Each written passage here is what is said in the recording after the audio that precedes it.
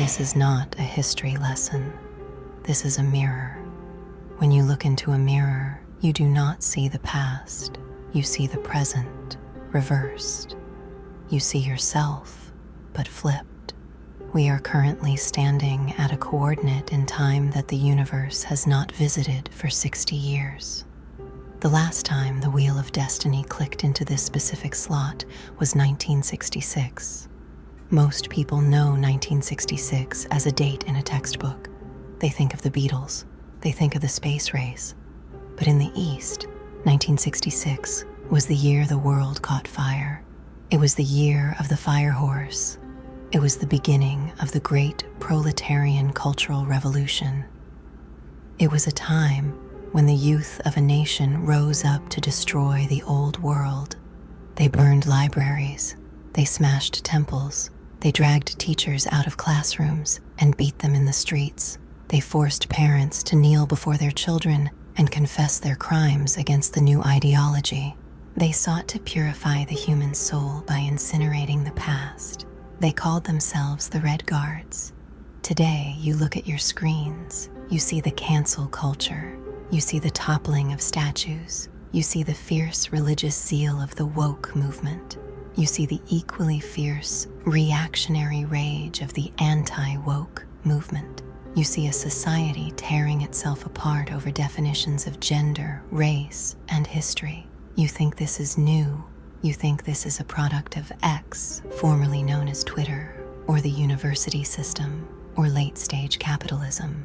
You are wrong.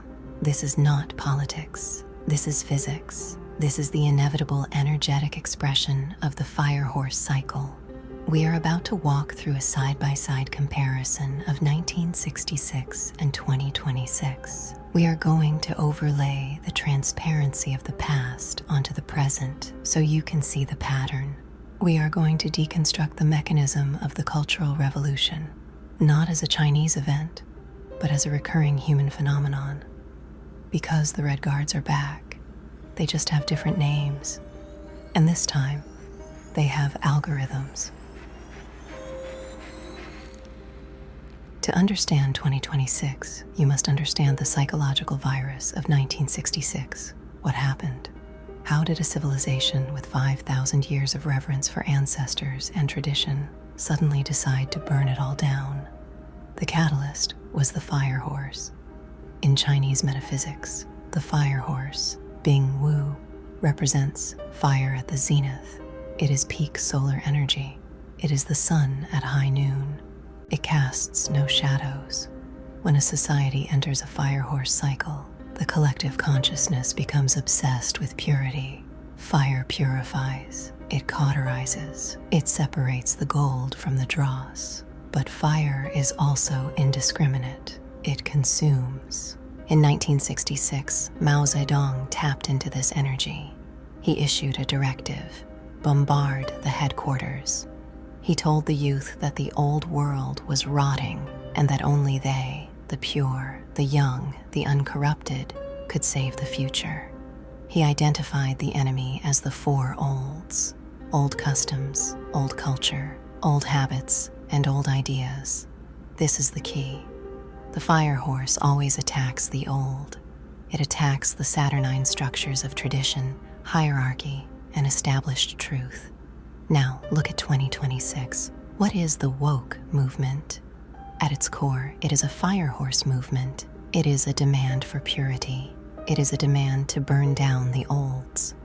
Old customs, the traditional nuclear family, the gender binary, the holidays, old culture, the canon of Western literature, the statues of founding fathers, the history books, old habits, the way we speak, the jokes we tell, the interactions between men and women, old ideas, meritocracy, colorblindness, objective truth.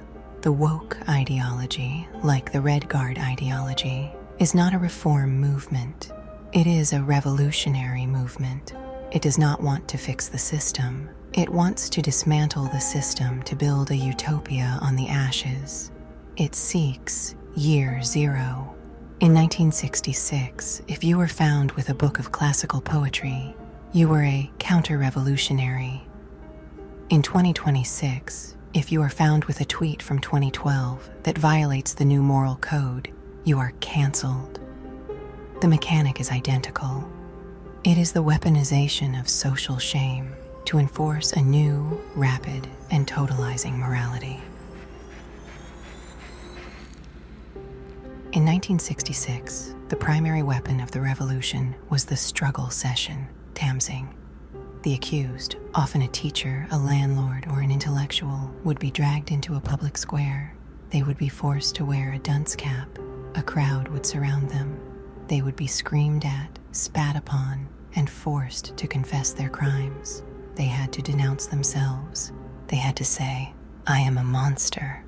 I am a class enemy. I deserve this." The purpose of the struggle session was not justice. It was ritual humiliation. It was a theater of power. It bonded the mob together through the shared act of destroying a scapegoat. In 2026, we do not use the public square. We use the digital square. What is a ratio on X? What is a call-out video on TikTok? It is a digital struggle session. The target is identified. The crime is usually a thought crime, a violation of the new linguistic taboos. The mob descends. They do not want an apology. They want a confession. They want the target to lose their job, their reputation, and their status. And just like in 1966, the most terrifying aspect is the self-denunciation.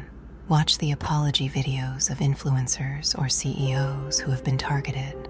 They follow a script. I have educated myself. I am doing the work. I acknowledge my privilege. This is the exact same psychological mechanism as the self-criticism essays written by Chinese intellectuals in the 1960s.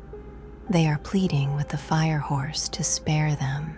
They are trying to prove they are not wood, fuel, but that they are fire, part of the revolution. But the fire horse is hungry. It does not accept apologies. It only accepts fuel.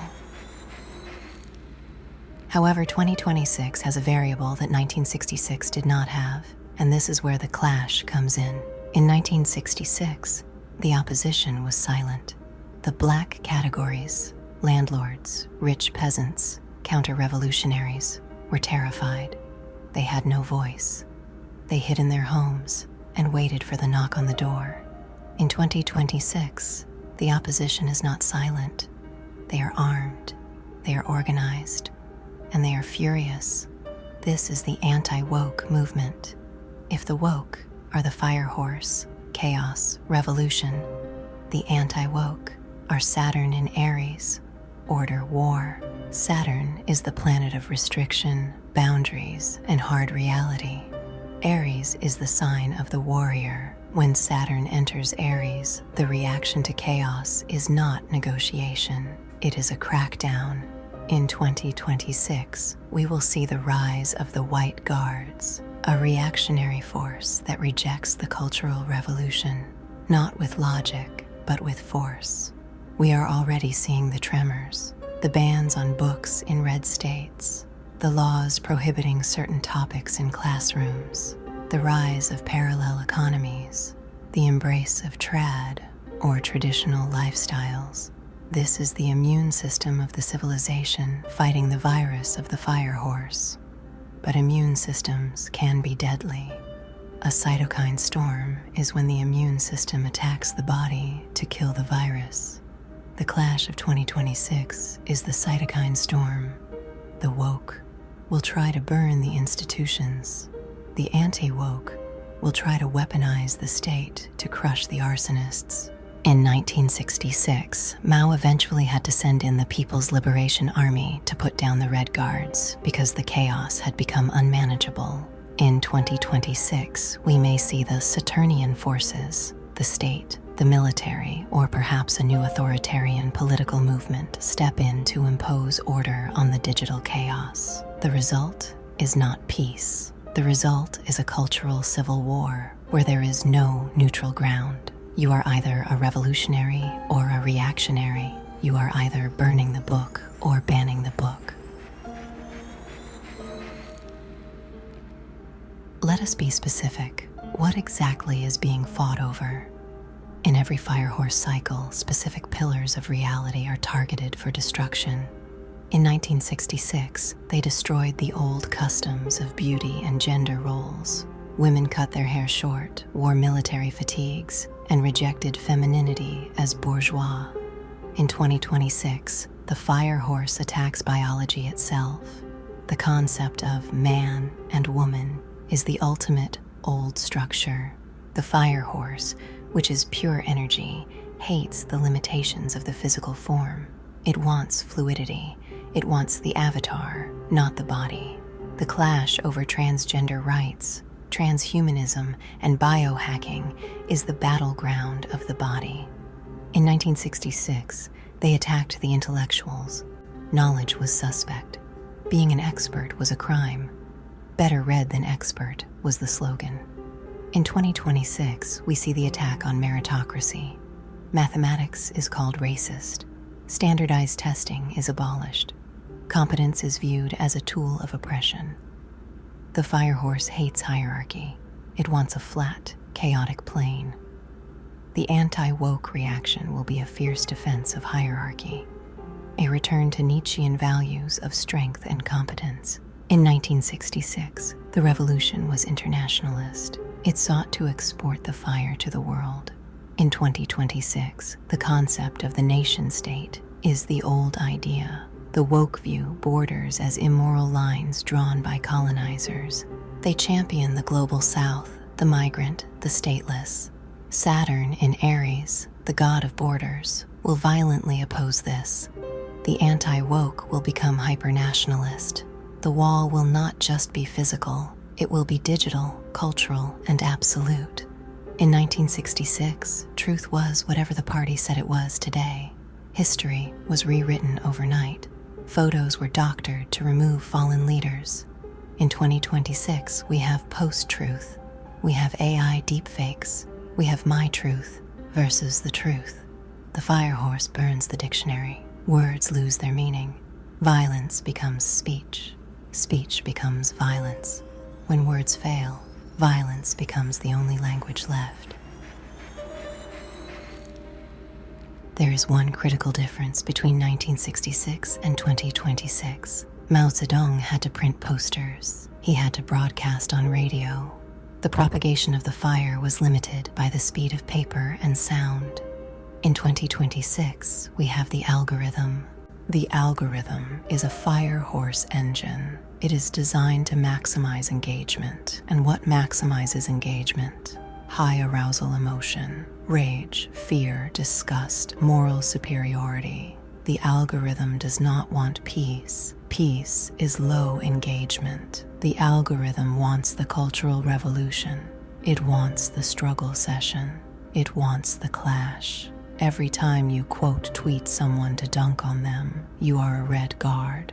Every time you watch a video that confirms your hatred of the other side, you are adding fuel to the fire horse.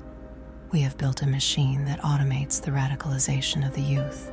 In 1966, it took months to mobilize a city. In 2026, a mob can be formed, directed, and unleashed in hours. This means the cycle will be faster, hotter, and more volatile. The snap will not be a slow decline. It will be a sudden, thermal event. Why do people join? Why did the student in 1966 beat his teacher? Why does the HR manager in 2026 fire an employee for a 10-year-old joke? It is the terror of exclusion. Human beings are pack animals. We survive by belonging. In a firehorse year, the pack becomes a mob. The mob offers safety. It offers a simple black and white morality in a complex world. We are the good people. They are the bad people. If we destroy the bad people, the world will be good. It is intoxicating. It gives the powerless a sense of power. It gives the aimless a sense of purpose. But the price of admission to the mob is your soul. You must surrender your individual conscience. You must agree to lie when the mob says lie. You must agree to hate when the mob says hate. In 2026, you will be tested. You will be pressured to put the flag in your bio. You will be pressured to sign the statement. You will be pressured to denounce the bad person. If you refuse, you become the target. If you agree, you become the fuel. So how does it end? Does the fire burn forever? No, fire runs out of fuel. In China, the Cultural Revolution ended when the chaos threatened the survival of the state. The military moved in. The Red Guards were sent to the countryside to learn from the peasants. The fever broke, but the scar remained for generations. In 2026, the fire horse meets Saturn in Aries. Saturn is the wall. The woke wave will crash against the anti-woke wall. We predict a massive pendulum swing. The excesses of the Cultural Revolution, the denial of biology, the destruction of merit, will trigger a harsh Saturnian correction. We are already seeing it in the elections of Europe and South America. The right is rising not because people love the right, but because they fear the chaos of the left. Saturn brings order, but Saturnian order is cold. It is stern. It is often authoritarian. The danger of 2026 is not just the fire of the revolution, it is the ice of the reaction. We may trade the chaos of the mob for the silence of the iron heel. If you are watching this, you are likely not a red guard, and you are likely not a white guard. You are the civilian caught in the crossfire. You are the person who just wants to raise your family, do your work, and live in reality. How do you survive the clash of 2026? 1. Become the gray man or woman. In 1966, the tallest poppy was cut. The person who stood out by dressing well, by speaking eloquently, by being successful, was targeted. In 2026, visibility is a liability. Do not signal your virtue. Do not signal your vice. Do not put the bumper sticker on your car. Do not fight in the comments section. Blend in. Camouflage. Let the fire horse gallop past you. 2. Build the analog archive. The fire horse burns history. The new city, the internet, is being scrubbed and rewritten by AI and censors. You must preserve the old culture. Buy physical books, classics, history, biology, philosophy. Keep them safe. You are the librarian of Alexandria. When the fever breaks, the world will need the original texts to remember who we were. 3. Do not denounce. This is the hardest rule. You will be asked to denounce a friend, a colleague, or a family member to save yourself. Do not do it. The moment you denounce another to appease the mob, you have lost your sovereignty. You have fed the beast. It is better to suffer the temporary heat of the mob than the permanent cold of your own self-loathing. 4. Find the remnant. You are not alone. There are millions who see the madness. They are quiet. They are gray. Find them. Build small, trusted circles of reality. These circles are the lifeboats. When the ship of state is burning, you need a tribe that knows how to swim. Time is a spiral. The fire horse returns to burn away the dead wood. It is painful, it is terrifying, but it is also necessary. The structures of the 20th century are old. They are rotting. The woke are correct that the system is broken, even if their solution is arson. The anti-woke are correct that truth matters, even if their reaction is rigid. The fire burns the forest so the seeds can sprout. The Cultural Revolution of 1966 cleared the way for the pragmatic reforms of the 1970s and the rise of modern China. The clash of 2026 will clear the way for the new civilization of the 2030s. But you have to survive the fire to see the sprout. Do not get seduced by the rage. Do not get seduced by the purity. Do not get seduced by the reaction. Stand in the center of the spiral. Watch the flames. Protect your mind. This is Prescient. We are watching. If you enjoy this type of content, don't forget to subscribe to our channel. Otherwise, we may never see each other again. See you again soon, dear viewer.